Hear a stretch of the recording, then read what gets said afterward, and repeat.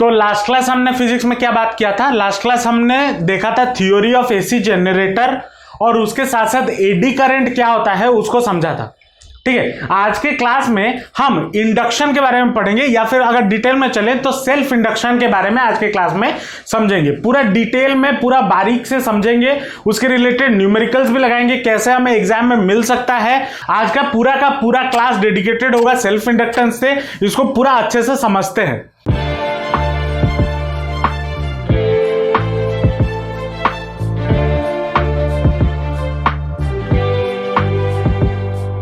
अगर थोड़ा याद करो, मान लो आपके पास एक कॉइल है, ठीक है, सोलिनॉइड याद होगा, मैं सोलिनॉइड के बारे में पढ़ा था, याद आ रहा है कुछ? अगर मान लो एक सोलिनॉइड है या फिर एक कॉइल है, ठीक है, कॉइल है, अब उसको मैं एक बैटरी से कनेक्ट करता हूं और यहां पे एक टैपिंग स्विच लगा देता हूं। टैपिंग स्विच का मतलब क्या होता है कि अगर आप यहां पे टैप करोगे तब जाके ये इसमें कनेक्ट होगा और करंट पास होगा, और अगर आप छोड़ दोगे तो ये स्विच ऑन हो जाएगा। ठीक है, टैपिंग स्विच लगा दिया। अब मान लो मैंने इसको जब टैप किया, मान लो ये बैटरी में से मैं मान लेता हूं 2 एम्पियर का करंट जा रहा है। कितना जा रहा है? 2 एम्पियर का करंट जा रहा है। जब ये सर्किट ओपन है, जब ओपन कंडीशन में है, ठीक है, तब इस सर्किट में पूरा का पूरे सर्किट में करंट कितना है? ओपन कंडीशन में आई मेरा कितना है? 0 होगा या नहीं होगा? अब देखो, ये बैटरी में से कितना करंट जा सकता है?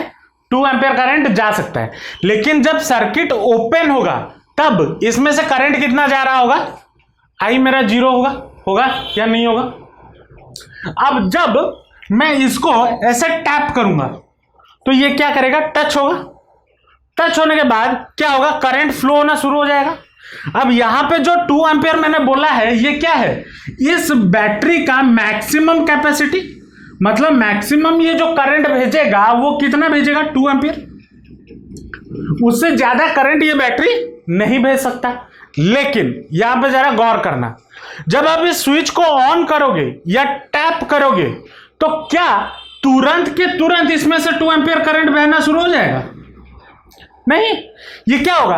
0 से बढ़ते पहले 0, फिर 0.1, फिर 0.5, मैं रैंडम एग्जांपल ले रहा हूं, फिर 0.7, फिर 1, फिर 1.2, फिर 1.3, फिर 1.5, फिर 1.8, फिर 2 एम्पियर करंट बढ़ेगा। जाएगा या नहीं जाएगा? और ये जो होगा ये बहुत ही कम फ्रैक्शन ऑफ सेकेंड में हो जाएगा, तुरंत के तुरंत हो जाएगा। लेकिन यही तो होगा ना, टाइम कम लगे चाहे कुछ भी हो जाए, लेकिन यही तो होगा। ऐसा तो नहीं है कि सर्किट ओपन है तो 0 और अचानक से जब आप बंद करोगे तो 2 एम्पियर डायरेक्ट से जाएगा, नहीं, क्योंकि ये बैटरी है, अचानक से करंट तो देगा नहीं। तो वो क्या होगा? ग्रेजुअली धीरे धीरे बढ़ेगा। कैसे? 0 से 2 एम्पियर तक। और जब आप इसको छोड़ दोगे, जब ओपन टू क्लोज जब करोगे, तब ये कंडीशन होगा या नहीं होगा? अब जब क्लोज है मतलब सर्किट आपका बंद है, आपने पकड़ा हुआ है, ठीक है, अब 2 एम्पियर पे जाके पहुंच गया। पहुंचने के बाद और इसमें करंट में कोई इंक्रीज नहीं होगा, क्योंकि बैटरी तो उतना ही करंट सप्लाई कर पाएगा ना, 2 एम्पियर, और कुछ करंट बढ़ेगा नहीं। और तब करंट हमारा क्या हो जाएगा? स्टेडी हो जाएगा। जब ये 2 एम्पियर पे पहुंच गया उसके बाद मेरा करंट क्या हो जाएगा? स्टेडी हो जाएगा। मुझे अभी इस स्टेडी करंट से कोई मतलब नहीं है, मुझे मतलब है इस चेंजिंग करंट से, जिसके बारे में अब हम बात करेंगे। ठीक है, अब मान लो क्लोज है, क्लोज से आप ओपन कर रहे हो, मतलब 2 एम्पियर करंट जा रहा है और इसको आप हाथ हटा रहे हो, मतलब ये क्या हो रहा है? ओपन हो रहा है। पहले केस में क्या हो रहा था? क्लोज कर रहे थे। जब आप इसको ओपन करोगे तो क्या होगा? 2 एम्पियर करंट था, फिर धीरे धीरे घटना शुरू होगा। 1.8, 1.5, 1.2, 1, फिर 0.7, फिर 0.5, फिर 0.1, फिर 0, ऐसा घटना शुरू हो जाएगा या नहीं हो जाएगा? होगा या नहीं होगा? और ये जो घटेगा भी, ये कुछ फ्रैक्शन ऑफ सेकेंड के लिए हो रहा होगा, लेकिन करंट ऐसे ही तो घटेगा, 2 से 0 धड़ाक से जंप करके तो नहीं आएगा, धीरे धीरे ग्रेजुअली 2 से 0 तक आएगा, और वैसे ही इंक्रीज होते वक्त 0 से 2 एम्पियर बढ़ते बढ़ते धीरे धीरे जाएगा। समझ में आया या नहीं आया जो बोल रहा हूं?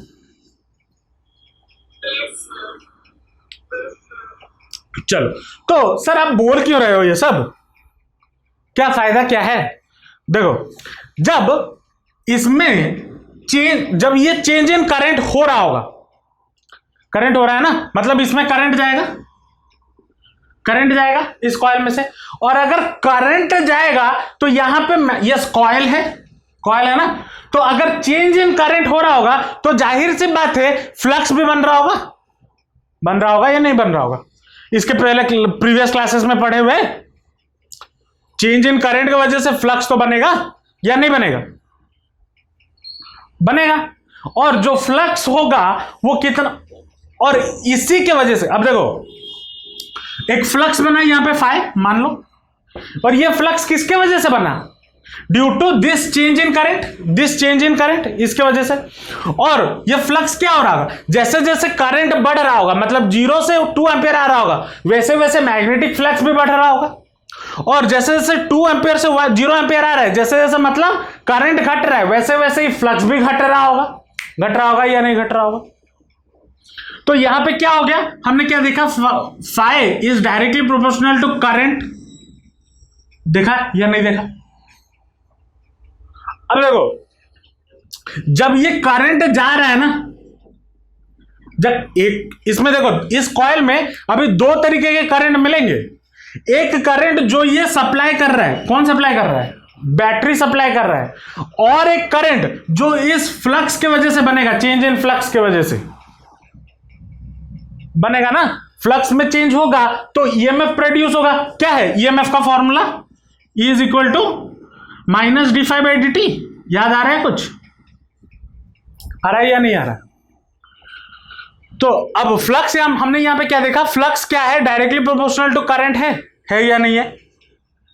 इधर इक्वल टू लाने के लिए मैं क्या करता हूं, एक कांस्टेंट मल्टीप्लाई कर देता हूं जो कि है L, और लिख देता हूं flux phi is equal to Li। और ये L क्या है? L हमारा है कोफिशिएंट ऑफ सेल्फ इंडक्टेंस। क्या है? Coefficient of self inductance.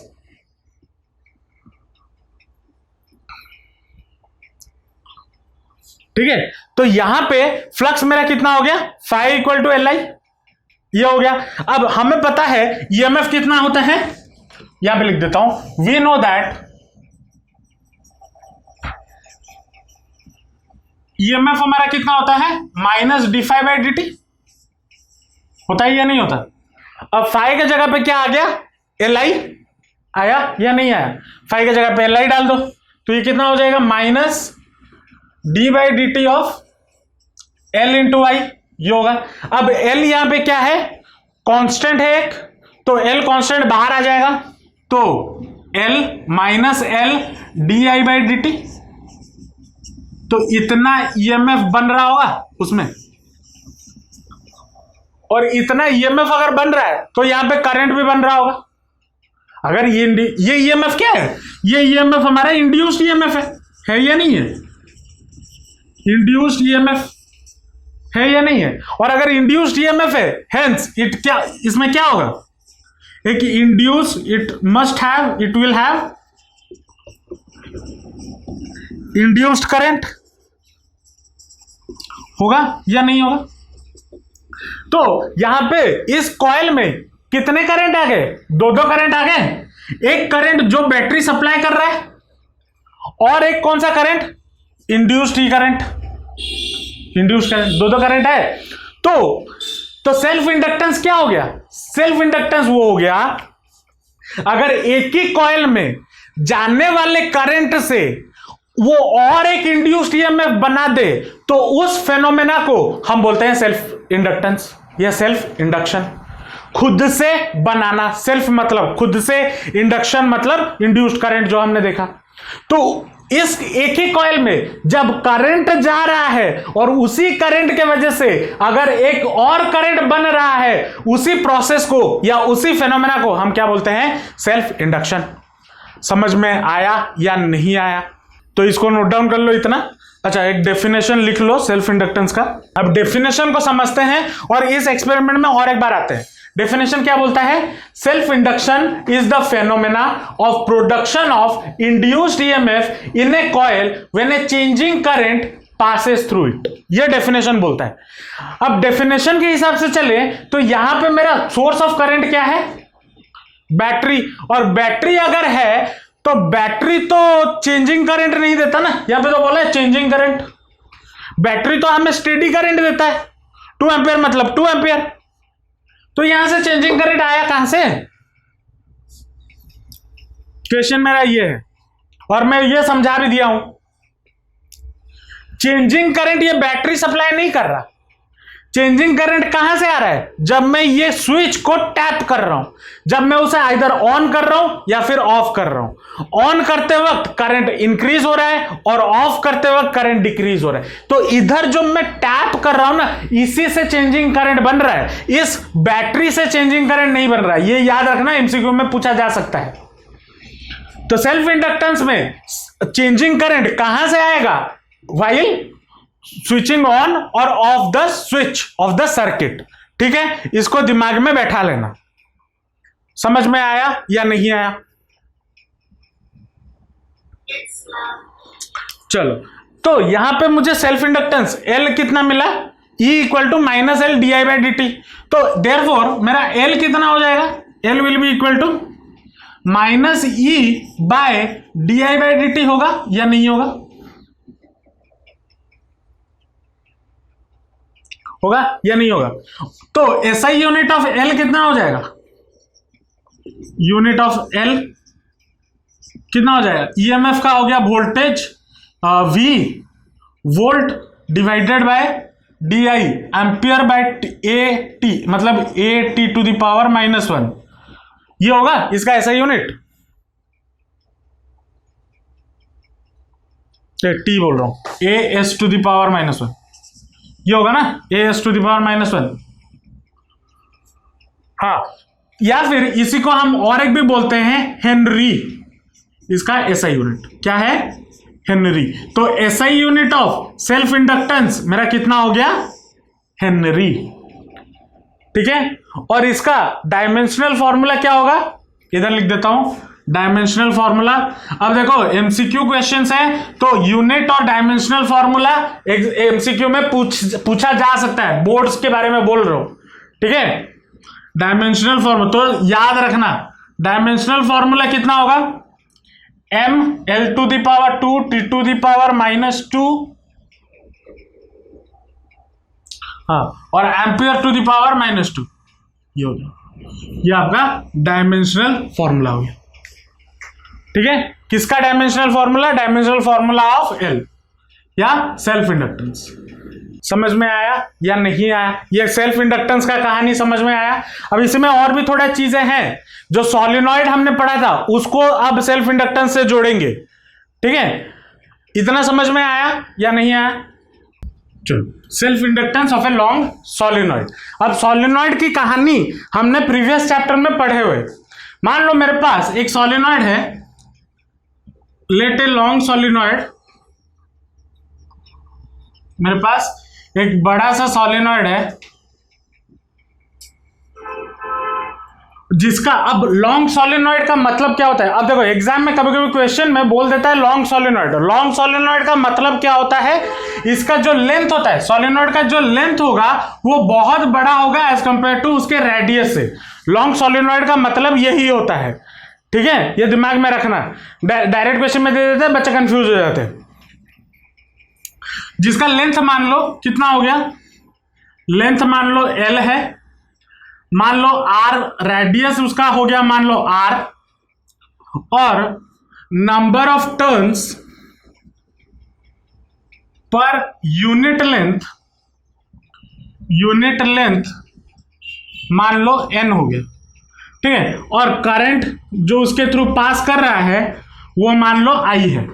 ठीक है, मेरे पास एक लंबा सोलेनॉइड है, लॉन्ग सोलेनॉइड है, जिसका लेंथ कितना है L, जिसका रेडियस है r, और number of turns per unit length कितना हो गया स्मॉल n, और करंट उसमें से कितना पास कर रहा है, I करंट पास कर रहा है। तो अगर I करंट पास कर रहा है तो मैग्नेटिक फील्ड B मेरा कितना हो जाएगा, mu naught into NI।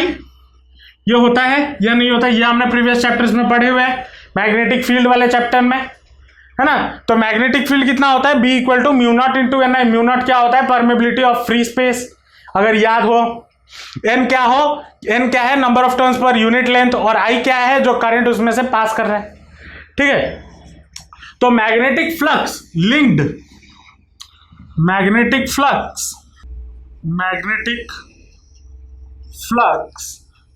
With each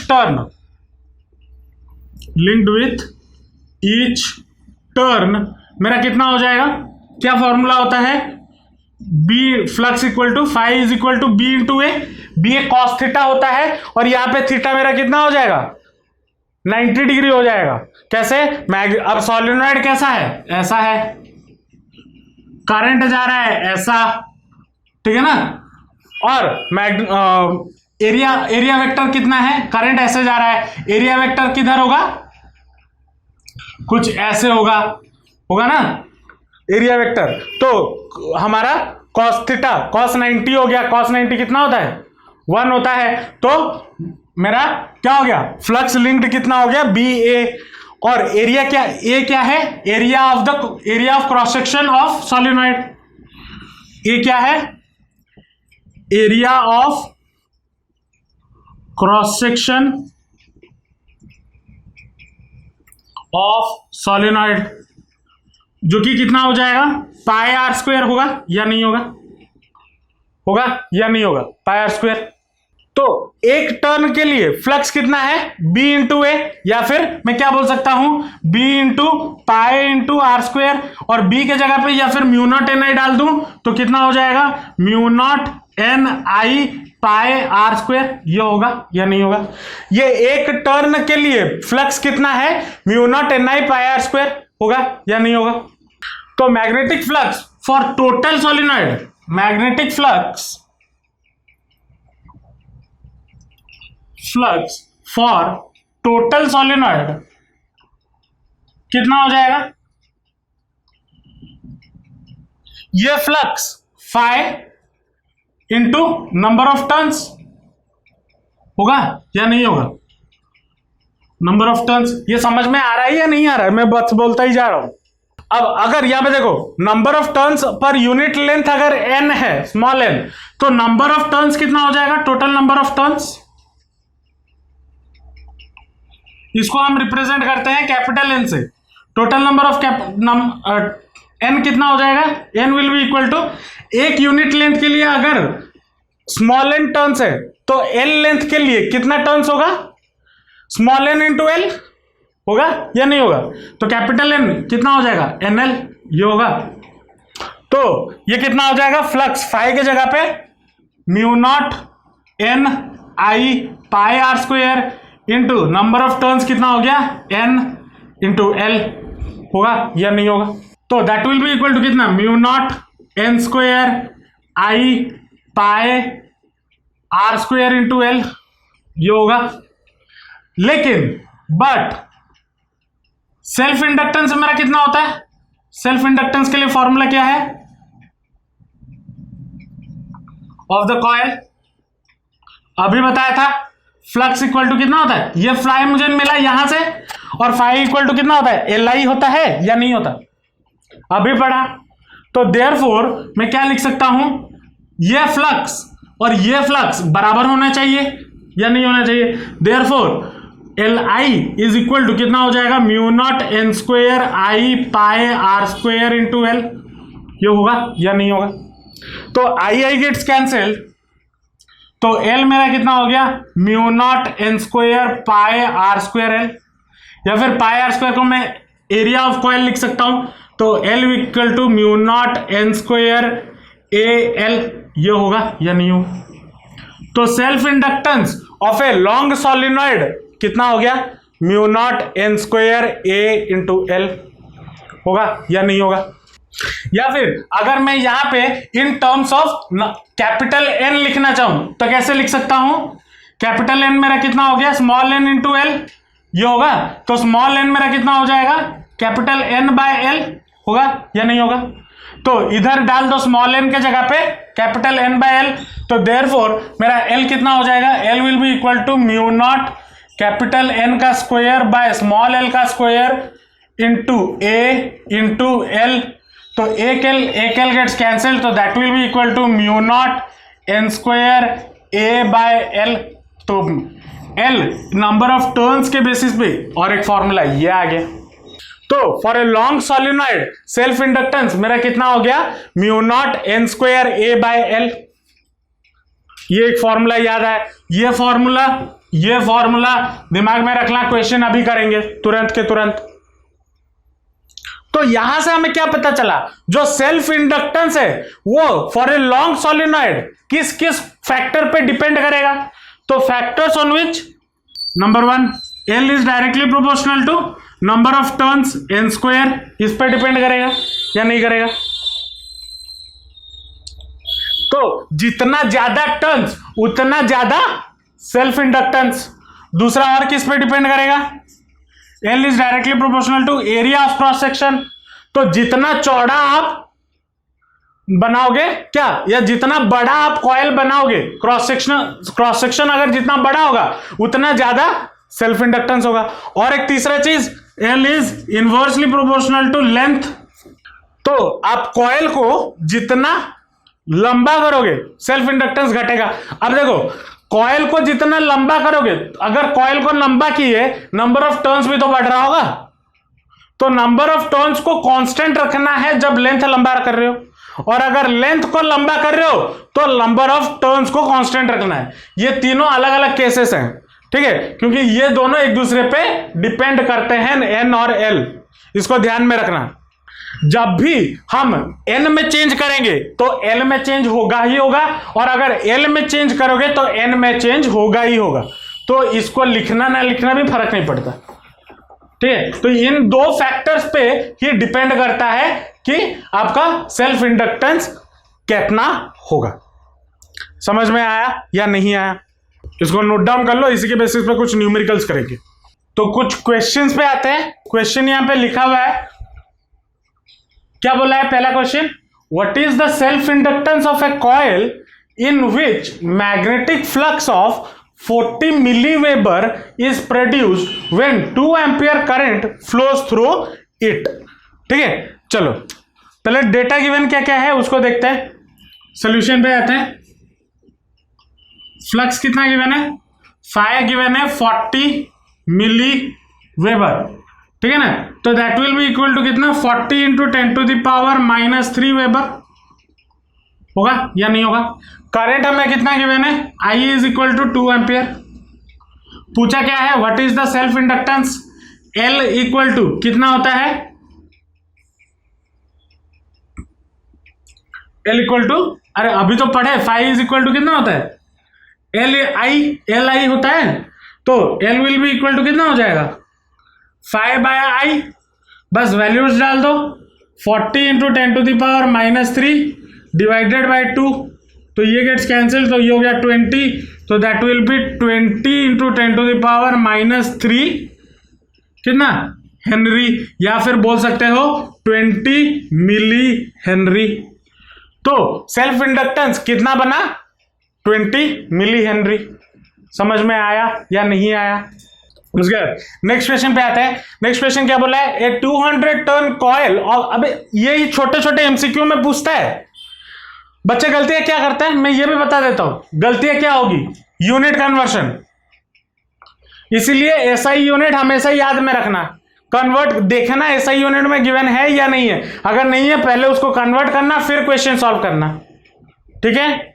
चलो इसके सोल्यूशन पे आते हैं। नंबर ऑफ टर्न्स कितना गिवन है? 200 टर्न कॉइल, तो कैपिटल एन आपको गिवन है 200। Of self inductance 20 millihenry, L कितना गिवन है? 20 मिली हेनरी। तो इसको हेनरी में कन्वर्ट करेंगे तो 20 into 10⁻³ Henry.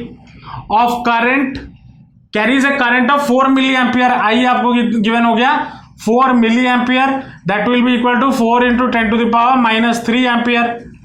Find the magnetic flux linked with each turn of the coil.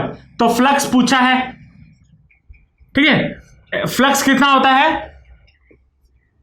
Flux होता है आपका phi is equal to L into I. लेकिन यहां पे क्वेश्चन ध्यान से पढ़ो, क्या बोला है निकालने के लिए? क्वेश्चन निकालना है, बोला है find the magnetic flux linked with each turn. Total turn कितना है? 200। तो 200 टर्न के लिए एल आई होगा, एक टर्न के लिए कितना होगा? L I divided by number of turns, capital N. होगा या नहीं होगा? इसको अब वैल्यू डाल दो।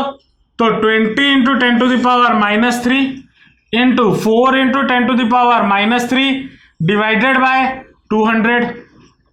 तो 0 से 0 गेट्स कैंसिल, ये हो गया 10 और ये 2 गेट्स कैंसिल। तो ये हो जाएगा कितना? 4 into 10 to the power minus 6 minus 7 weber. होगा या नहीं होगा? इस वाले क्वेश्चन में आते हैं, क्या बोला है? If a rate of change of current of 4 ampere per second. Solution पे आते हैं, क्या गिवन है वो देखते हैं। D I by D T हमें गिवन है, rate of change of current जो कि है 4 एम्पियर पर सेकेंड, ये गिवन है। और क्या गिवन है? Induces an EMF of 20 millivolt. मान लो ईएमएफ हमें यहाँ पे ईएमएफ का जो मैग्नीट्यूड है वो है 20 millivolt, which is also equal to, मैं क्या लिख सकता हूं? 20 into 10 to the power minus 3 volt. इतना बन रहा है। What is the self inductance of the solenoid? L पूछा है। एल इक्वल टू क्या फॉर्मूला होता है? एल इक्वल टू क्या होता है? ईएमएफ और D I by D T अगर हो तो EMF divided by D I by D T, ये फॉर्मूला होता है या नहीं होता? विद अ माइनस साइन, ये बताया था अभी कुछ देर पहले पढ़ा रहा था। तो यहां पे वैल्यू डाल दो। तो माइनस ईएमएफ कितना हो गया? 20 into 10 to the power minus 3 divided by D I by D T 4। तो ये हो गया 5। तो ये हो गया minus 5 into 10 to the power minus 3, या फिर एल मेरा कितना हो गया? 5 मिली हेनरी।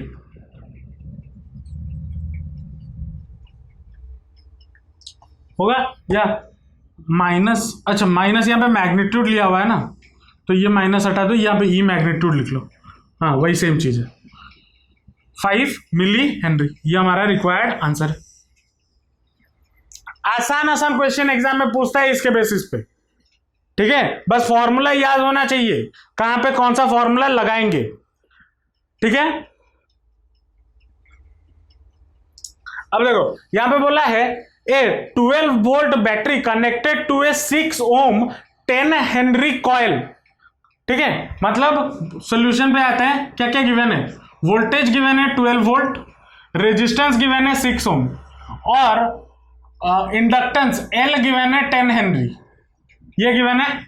पहले दो लाइन से ये पता चल गया। Through a switch drives a constant current through a the circuit, the switch is suddenly open, मतलब स्विच को अचानक से ऑन कर दिया गया। If it takes 1 millisecond to open the switch, find the average EMF induced in the coil, ठीक है ना। मतलब कितना, अब जो एग्जाम्पल मैं स्टार्टिंग में एग्जाम्पल जो दिया था, जो बता रहा था स्विच ऑन या ऑफ करते वक्त जो चेंज इन करंट होगा वो कितना, उसके वजह से ईएमएफ इंड्यूस्ड होगा, और वही सिनेरियो या वही क्वेश्चन यहां पे गिवन है। तो पहले हम ये निकालते हैं इसमें करंट कितना होगा, ठीक है, टोटल करंट कितना होगा। अब देखो क्या कर रहे, स्विच इज सडनली ओपन, मतलब पहले स्विच क्या था, क्लोज था, मतलब बंद था, मतलब पहले करंट जा रहा था, और जब ओपन कर दिया करंट कितना हो गया, 0 हो गया। तो पहले कितना करंट उस सर्किट में जा रहा था वो निकालते हैं। तो करंट इन द सर्किट कितना हो जाएगा, अरे इधर गिवन है V बाय R, होता है ना ओम्स लॉ। तो 12/6 which is equal to 2 ampere current जा रहा था, और इनिशियली अब जब स्विच क्लोज था उसमें करंट कितना जा रहा था, 2 एम्पियर। जब उसको ओपन कर दिया गया ओपन कंडीशन में करंट कितना हो जाएगा, I will be equal to 0 ampere. होगा या नहीं होगा? और ओपन होने में कितना टाइम लग रहा है, 1 मिली सेकेंड लग रहा है ना। तो डीआई बाई डी टी मेरा कितना हो जाएगा, 2, इनिशियली था कितना 2, सॉरी हुआ कितना, हुआ 0, तो 0 माइनस 2, चेंज इन करंट हुआ। चेंज इन करंट कितना हुआ, पहले था ओपन, जब क्लोज था 2 एम्पियर करंट, ओपन हुआ तो 0 एम्पियर करंट, तो फाइनल क्या हुआ, ओपन, तो फाइनल माइनस इनिशियल, 0 माइनस 2, तो 0 माइनस 2 डिवाइडेड बाय करंट मेरा कितना है, टाइम कितना है dt 1 मिली सेकेंड, या फिर 1 इंटू 10 टू द पावर -3 होगा या नहीं होगा। तो that will be equal to कितना, 2 इंटू 10 टू द पावर 3 हो जाएगा D I by D T ampere per second. होगा या नहीं होगा। अब मुझे यहां पे पूछा क्या है, फाइंड एवरेज ईएमएफ। यहां पे एल मुझे गिवन है, एल 10 हेनरी, एवरेज ईएमएफ ये मेरा कितना हो जाएगा, L into D I by D T, ये होता है ना, अभी फॉर्मूला पढ़ा था। यहां पे देखो L equal to E by D I by D T, तो ई इक्वल टू कितना हो जाएगा, L into D I by D T, तो that will be equal to कितना, 10 into 10, 2 into 10 to the power 3, तो that will be equal to 2 into 10 to the power 4, क्या हो जाएगा, वोल्ट। तो एवरेज ईएमएफ मेरा कितना बना, 2 into 10 to the power 4 volt induced हुआ। समझ में आया या नहीं आया? Yes, sir. अब सोचो जरा समझना, इसी क्वेश्चन में 1 मिली सेकेंड में, 1 मिली सेकेंड मतलब समझ रहे हो, 1 सेकेंड को अगर आप 1000 बार डिवाइड कर दो तो 1 मिली सेकेंड बनेगा। 1 मिली सेकेंड कितना होगा सोच लो, 1 मिली सेकेंड में इतना अमाउंट ऑफ करंट या ईएमएफ प्रोड्यूस होगा, पोटेंशियल डिफरेंस। तो क्या होगा उसमें, कितना अमाउंट ऑफ एनर्जी होगा, समझ में आ रहा है।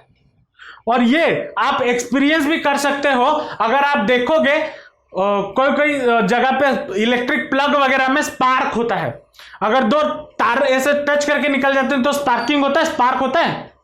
ये इसी की वजह से जब कम टाइम में ज्यादा ईएमएफ बनता है ना, वहां पे स्पार्किंग इफेक्ट होता है, जो स्पार्क क्रिएट होता है आपके स्विच में या फिर कोई भी इलेक्ट्रिकल अप्लायंसेस में, अगर 2 तार को टच करके ले जाओ पास पास में, तो जो स्पार्किंग इफेक्ट होता है इसीलिए होता है, क्योंकि इतने कम टाइम में इतना अमाउंट ऑफ ईएमएफ प्रोड्यूस हो जाता है।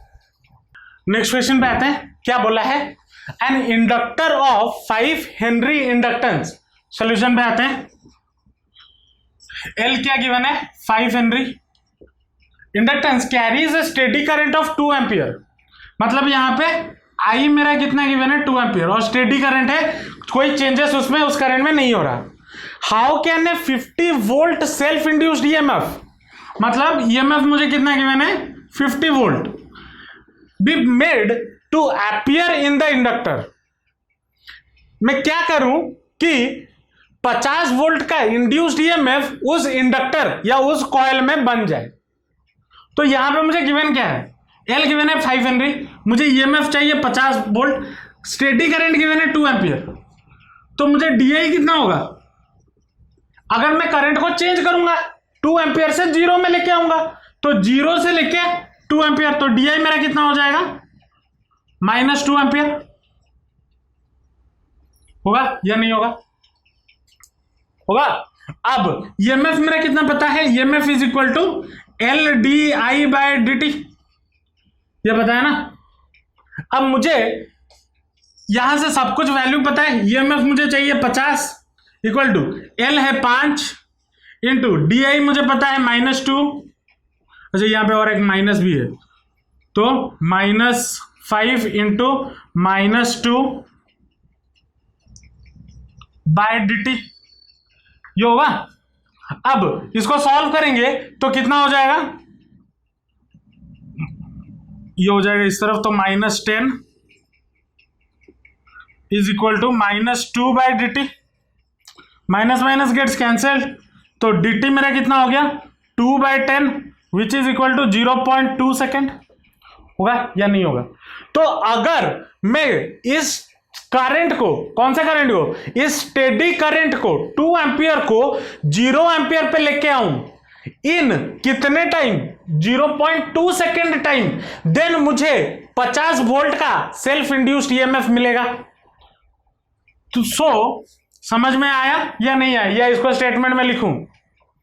और एक बार बोल देता हूं, मुझे क्या पूछा है, मुझे कैसे मैं 50 वोल्ट का इंड्यूस्ड ईएमएफ बना सकता हूं, कैसे बना सकता हूं? अगर मैं इस करंट को 2 एम्पियर करंट को घटा के 0 एम्पियर पे ले आऊं, कहां पे ले आऊं, 0 एम्पियर पे ले आऊं, कितने टाइम में, 0.2 सेकेंड टाइम में, तो मुझे कितना ईएमएफ मिल जाएगा, 50 वोल्ट का इंड्यूस ईएमएफ मिल जाएगा। समझ में आया या नहीं आया? अंचल समझे? चलो नेक्स्ट क्वेश्चन पे आते हैं। ये सोलेनॉइड वाला क्वेश्चन है। क्या बोला है, what is the self inductance of a air core solenoid of 50 centimetre long, length given है 50 सेंटीमीटर, तो it will be equal to 0.5 metre. सारे को एसआई में कन्वर्ट करना है। रेडियस गिवन है 2 सेंटीमीटर, तो कितना हो जाएगा 0.02 metre radius. Number of turns capital N हो गया 500, और म्यू नॉट आपको गिवन है 4 pi into 10⁻⁻7 tesla metre per ampere. अब L इक्वल टू फॉर्मूला क्या है, L equal to mu not N, फिर क्या था, mu not N square into L था ना, sorry A, mu not N square A by L ये था। और ए क्या हुआ करता था, एरिया ऑफ क्रॉस सेक्शन, तो इसको मैं क्या लिख सकता हूं, mu not N square pi into R square divided by L.